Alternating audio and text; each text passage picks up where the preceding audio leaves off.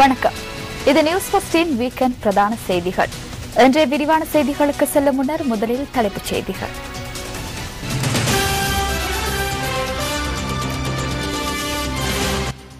தாய்நாட்டின் வெற்றியை பொறுமையுடன் இருந்தே பாதுகாக்க வேண்டும், ஜனாதிபதி தெரிவிப்பு. இலங்கையில் நல்லிணக்கம் மற்றும் மீள் நிர்மாண நடவடிக்கைகளுக்கு பூரண ஆதரவு வழங்குவோம், அமெரிக்க ராஜாங்க செயலாளர் தெரிவிப்பு. கன்னடவில் இடம்பெற்ற விபத்தில் 3 போலீஸ் உத்தியோகத்தர்கள் பலி. முட்டை விலை அதிகரிக்க கோரி ஹெட்டிபொலவில் ஆர்ப்பாட்டம்.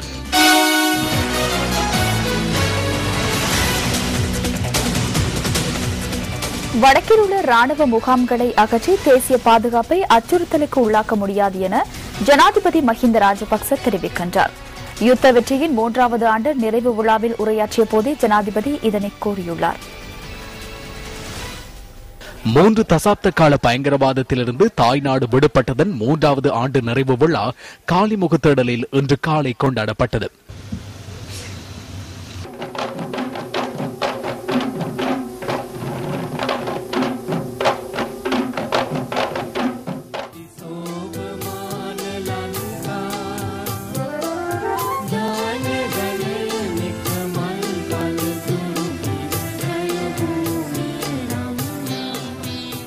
இதன்போது நாட்டுக்காக உயிர் தியாகம் செய்த ராணுவ வீரர்களை நினைவு கூறும் நோக்கில் 1 நிமிடம் மௌன அஞ்சலி செலுத்தப்பட்டது. அத்துடன் ஜனாதிபதிக்கு மரியாதை செலுத்தும் வகையில் 21 மரியாதை வேட்டுக்கள் தீர்க்கப்பட்டன. அதனை அடுத்து ஜனாதிபதி அணிவகுப்பை பார்வையிட தயார் என்ற செய்தி அறிவிக்கப்பட்டது. பின்னர் யுத்த வெற்றி விழாவில் ஜனாதிபதி மஹிந்த ராஜபக்ச உரை நிகழ்த்தினார். தேசத்திற்காக சிந்திய ரத்தம் வியர்வைக்கு நாம் அர்த்தமுறை வழங்கியுள்ளோம். வெற்றி கொண்ட இந்த நாட்டை பாதுகாத்துக் கொண்டு இந்த நாடு கட்டியெழுப்பப்பட்டு வருகின்றது. மக்களின் மனங்களுக்கு இந்த அமைதி கிட்டினாலும் நாட்டிற்கு நன்மை கிட்டுவதை சிலர் ஏற்றுக்கொள்ள விரும்புவதில்லை. வடக்கில் ராணுவ முகாம்களை அகற்றுமாறு சிலர் கோஷம் எழுப்புகின்றனர். அவ்வாறு கூறுபவர்களிடம் நாடு தற்போது அமைதி நிலைக்கு வந்துள்ள போதிலும் புலம்பெயர் ஈழ செயற்பாட்டாளர்களது நடவடிக்கைகள் நிறுத்தப்பட்டுள்ளனவா என ராணுவ முகாம்களை அகற்ற கோருபவர்களிடம் கேள்வி எழுப்ப வேண்டியுள்ளது. அவர்களின் செயற்பாடுகளை போன்றே அவர் தம் வேண்டுகோளும் அவ்வாறே காணப்படுகிறது. அவ்வாறையின் வடக்கில் ராணுவ முகாம்களை அகற்றி தேசிய பாதுகாப்புக்குள்ள அச்சுறுத்தலை நீக்க முடியுமா? இல்லை. வடக்கில் மாத்திரமல்ல, நாடு முழுவதும் ராணுவ முகாம்கள் உள்ளன.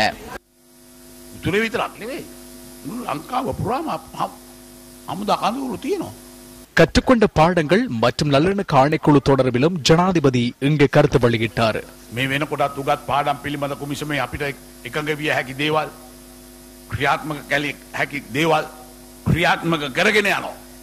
தற்போது ஆணைக்குழுவின் பரிந்துரைகளில் எம்மால் இணங்கக்கூடிய நடைமுறைப்படுத்தக்கூடியவற்றை நாம் நடைமுறைப்படுத்தி வருகிறோம். அழுத்தங்கள் காரணமாக அவ்வாறு செயற்படவில்லை. கடந்த 3 வருடங்களாக வடக்கில் விடுவிக்கப்பட்ட மக்களுக்காக ஆற்றப்பட்ட சேவைகளை நோக்கும் போது சர்வதேச நாடுகளுக்கு இந்த விடயம் தெளிவாக புலப்பட வேண்டும் என்று நான் நம்புகிறேன்.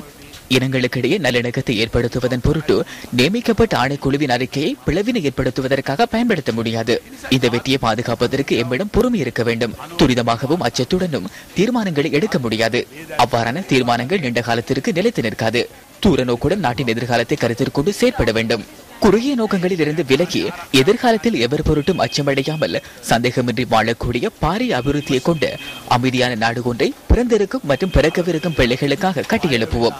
அதுவே வெற்றி.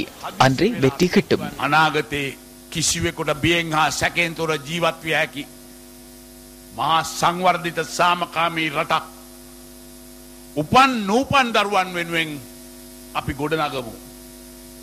එයයි විජයග්‍රහණය. එදාටයි විජයග්‍රහණය.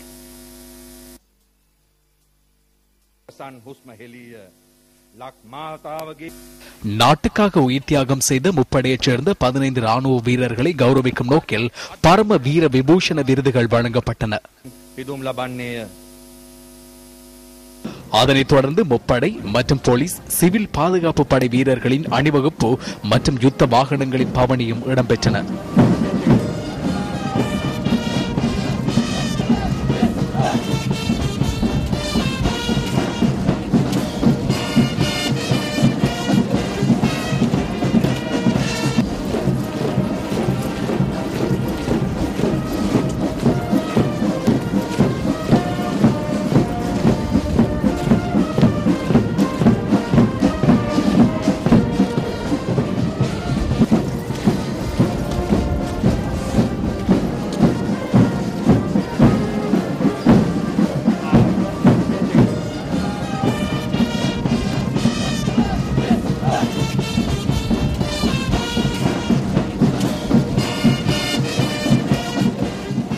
கடற்படையினர் மற்றும் விமானப்படையினரும் இதில் கலந்து கொண்டனர்.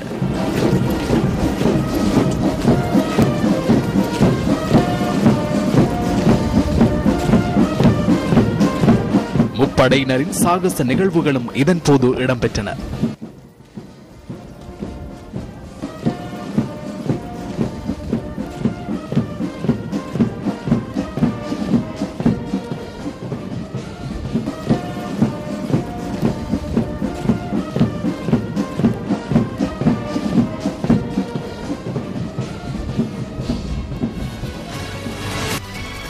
யுத்த வெற்றியின் 3வது ஆண்டு நிறைவு விழா தொடர்பான உங்கள் கருத்துக்களை எமது இணையதளத்தில் பதிவு செய்திருந்தீர்கள். www.newsfirst.lk எனும் எமது இணையதளத்தில் தெரிவிக்கப்பட்ட கருத்துக்களில் சில அடுத்து. நாம் எப்போதும் உங்களுக்கு கடமைப்பட்டவர்கள், சஜீவ தெரிவித்துள்ளார். நிரந்தர விடுதலையை பெற்றுத்தந்த ராணுவ வீரர்களே நீங்கள் எமது நாட்டின் அபிமானம் என வஜி ஹர்ஷினி தெரிவித்துள்ளார்.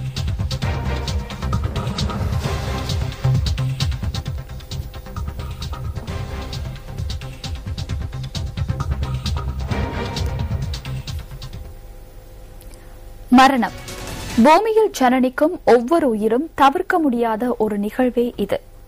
தாய் பூமிக்காக, அதன் விடுதலைக்காக தமது இன்னுயிரை ஆகுதியாக்கி சமர்க்களத்தில் ஆவி துறந்த செம்மல்களின் அர்ப்பணிப்பு போற்றுதற்குரியது. தாய்நாட்டை பயங்கரவாதத்திலிருந்து மீட்டெடுக்கும் போராட்டத்தில் தமது இன்னுயிரை அர்ப்பணித்த ராணுவ வீரர்களின் நினைவு கூறும் தேசிய வைபவம் இன்று இடம்பெற்றது. සේනාධිනායක මහින්ද රාජපක්ෂ ශ්‍රී ලංකා ප්‍රජාතාන්ත්‍රික සමාජවාදී ජනරජයේ இந்த வைபவம் ஸ்ரீ ஜெயவர்தனபுரவில் உள்ள பாராளுமன்ற மைதானத்தில் நிர்மாணிக்கப்பட்டுள்ள ராணுவ வீரர்களின் நினைவு தூபிக்கருகில் ஜனாதிபதி மஹிந்த ராஜபக்ச தலைமையில் இடம்பெற்றது. இதன்போது ராணுவ வீரர்களுக்காக 1 நிமிடம் மௌன அஞ்சலி செலுத்தப்பட்டது. சர்வமத வழிபாடுகளின் பின்னர் முப்படை மற்றும் போலீசாரின் வாத்திய நிகழ்வும் நடைபெற்றது.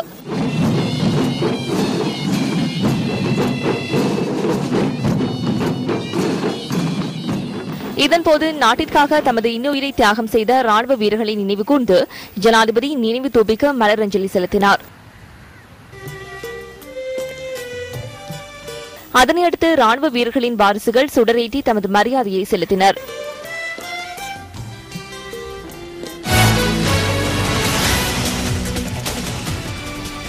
லண்டன் ஒலிம்பிக் விழாவை இலங்கையில் ஒளிபரப்பும் உரிமையை MTV MBC ஊடக வலையமைப்பு பெற்றுள்ளமை தொடர்பாக முன்னாள் விளையாட்டுத்துறை அமைச்சரான தனியார் போக்குவரத்து அமைச்சர் CB ரத்நாயக்க கருத்து வெளியிட்டார்.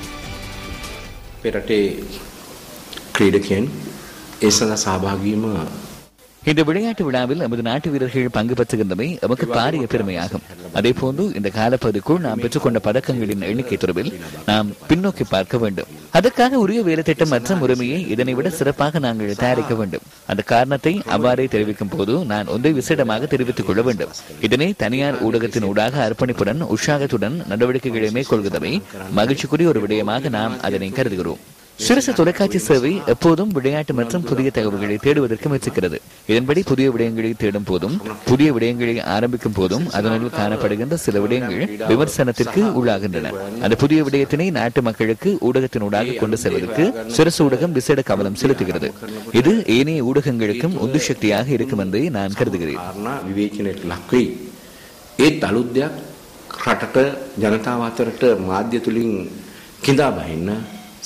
සිරස මාධ්‍ය විශේෂයෙන් අවධානය යොමු කරනවා. ඒකත් මම හිතනවා අනිත් නාලිකාවලට පණ පෙවීමක් කියලා. இலங்கை சார்பாக 2 ஒலிம்பிக் விழாக்களில் பங்கேற்றுள்ள சுகத் திலகரத்ன லண்டன் ஒலிம்பிக் விழா தொடர்பாக கருத்து வெளியிட்டார். වසර 4කට වරක් විශ්වයේ පවතින මහා මංගල්‍ය 4 வருடங்களுக்கு ஒருமுறை நடைபெறுகின்ற விமரிசையான விழாவாக கருதப்படும் ஒலிம்பிக் விளையாட்டு விழா இன்னும் சில நாட்களில் ஆரம்பமாக உள்ளது. இதில் இலங்கை வீர வீராங்கனைகளும் பங்கு பெற்றுகின்றனர். இலங்கை சார்பில் கலந்து கொள்ளும் அனைத்து விளையாட்டு வீராங்கனைகளும் அவர்களுடைய தனிப்பட்ட ஆற்றல்களை வெளிப்படுத்த வேண்டும். தாய்நாட்டுக்கு ஆற்றக்கூடிய அளப்பரிய சேவையை சிறப்பாக ஈடேற்ற சக்தி மற்றும் தைரியம் அவர்களுக்கு கிடைக்க வேண்டும் என்று முதலில் நான் இறைவனை பிரார்த்திக்கின்றேன். அதேபோன்று வெகு விமரிசையான விழாவாக கருதப்படுகின்ற ஒலிம்பிக் விழாவை அனைத்து ரசிகர்களும் இலங்கையிலிருந்து நேரடியாக கண்டுகளிப்பதற்கான சந்தர்ப்பத்தினை பெற்றுக் கொடுக்கின்ற சிரச நிறுவனத்திற்கு எனது வாழ்த்துக்கள். சிரச நிறுவனம் என்பது எப்போதும் விளையாட்டு மற்றும் விளையாட்டு வீரர்களுடன் இணைந்திருக்கும் விளையாட்டு சேவையாகவே நான் காண்கின்றேன்.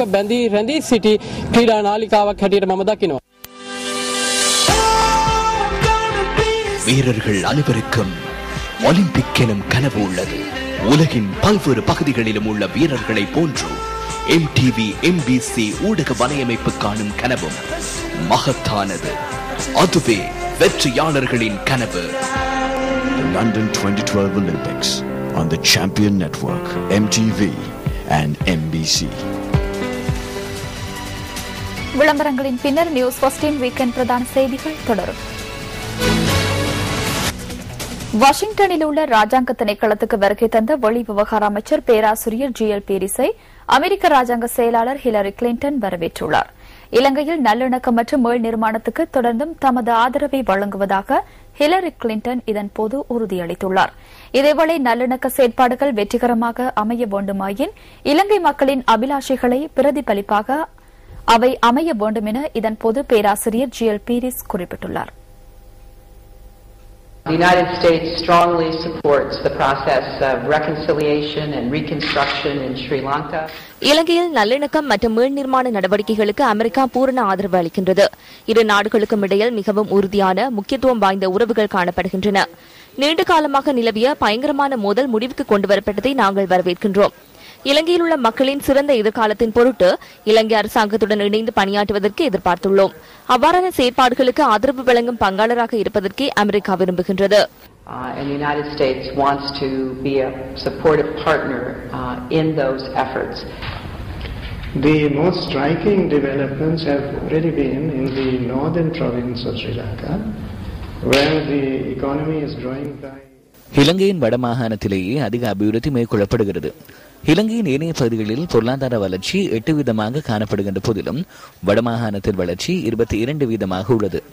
இலங்கையின் வரலாற்றில் முன்னொரு போதும் இல்லாத வகையில் உட்கட்டமைப்பு அபிவிருத்தி பணிகள் மேற்கொள்ளப்படுவதனாலேயே இந்த வளர்ச்சி ஏற்பட்டுள்ளது.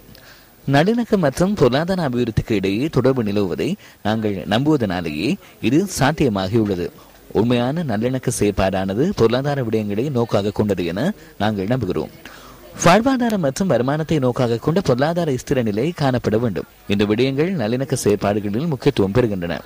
நாட்டின் தற்போதைய அரசியல் மற்றும் சமூக மறுமலர்ச்சிக்கு தேவையான அரசியல் மறுசீரமைப்பு தொடர்பிலும் நாங்கள் கவனம் செலுத்துகிறோம். எமது மக்களின் அபிலாஷைகளை உணர்வு பூர்வமாக பிரதிபலிப்பதாக அமைந்தால் மாத்திரமே நல்லிணக்க செயற்பாடுகள் வெற்றி அளிக்கும். இந்த தீர்வு நாட்டிலேயே எட்டப்பட வேண்டும். அவ்வாறு நிகழுமாயின் நாட்டில் உள்ள பெரும்பாலானவர்களால் அதனை அனுபவிக்க முடியும். அவ்வாறான தீர்வுகள் மக்களின் இதயங்களிலும் உணர்வுகளிலும் நீங்காத இடத்தை பிடிக்கும். It is only then that the people of the country at large will be able to identify this process, which will then come alive in their hearts and minds.